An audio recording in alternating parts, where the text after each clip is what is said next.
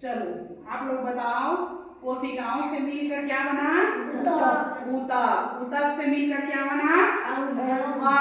अंग से मिलकर क्या बना? अंगतंत्र। और अंगतंत्र से मिलकर क्या बना? शरीर। इसी अंगतंत्र में आज हम लोग देख रहे हैं पाचन तंत्र। क्या देख रहे हैं? पाचन तंत्र। पाचन तंत्र है ना, पाचन तंत्र का ये चित्र है। समझ में आ रहा है? तो हम सबसे पहले क्या करते हैं? भोजन लेते हैं, है ना। भोजन को कहाँ पर लेंगे? मुख में, है ना। मुख में लिए, मुख में जैसे ही डालते हैं, दांत से चबाना शुरू करते हैं तो क्या निकलती है? लार निकलती है। लार कहाँ से निकली है? लार ग्रंथि से। कहाँ पर पाई जाती है? गाल में और जीभ के नीचे, है ना, वहां से निकली है लार ग्रंथि। फिर लार ग्रंथि से हमारा भोजन जो है होते हुए इस गले की सहायता से इधर नीचे की ओर कहाँ आ जाती है? ग्रसनी में। कहाँ गई? ग्रसनी में आ गई। फिर ग्रसनी से थोड़ा और नीचे होते हुए कहाँ पहुंच गई? ग्रास नली में, है ना। ग्रास नली में होते हुए ग्रास नली से और नीचे जाएगी तो यहाँ पर यकृत है। यहाँ ना जाकर वो कहाँ पर पहुंचती है? आमाशय में। यही हमारा क्या है? पेट है। आमाशय क्या है?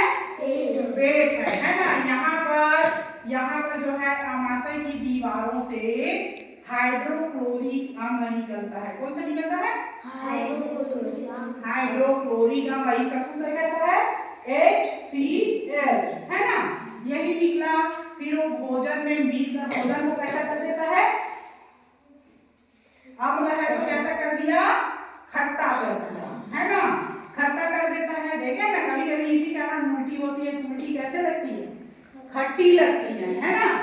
फिर उसके नीचे में है ये पित्ताशय। कभी कभी ये पित्ताशय से जो पित्त रस निकलती है ना, उसके वजह से हमारी उल्टी कैसे लगने लगती है?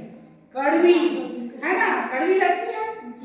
फिर जो है ये आमाशय से हमारा भोजन जो है यहाँ छोटी आंत में, है ना, छोटी आंत में पहुंच जाती है। और छोटी आंत में इसका पाचन होने लगता है। और पाचन होने के बाद ये छोटी आंत दिखाई दे रहा है इधर, छोटी आंत दिखाई दे रही है सबको? ये छोटी आंत में पहुंच गई। फिर यहाँ से भोजन जो है पाचन होने लगा। फिर बचते बचते ये यहाँ से कहाँ पहुंच गया? बड़ी आंत में। कहाँ पहुंच गया? बड़ी आंत में। अब बड़ी आंत में पहुंचने के बाद भोजन का लगभग पूरा पाचन हो जाता है ना। फिर यहाँ पर बड़ी आंत में जो भोजन पहुंचता है ना, तो भोजन में जो एनर्जी होती है ना, भोजन से ही तो हमें ताकत मिलती है ना। वो ताकत जो है बड़ी आंत के द्वारा अवशोषण कर लिया जाता है ना।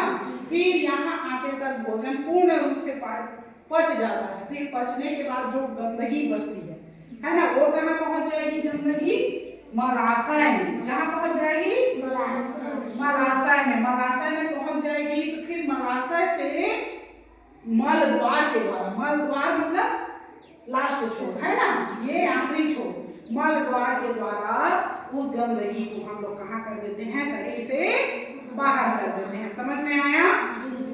सबको समझ में आ गया?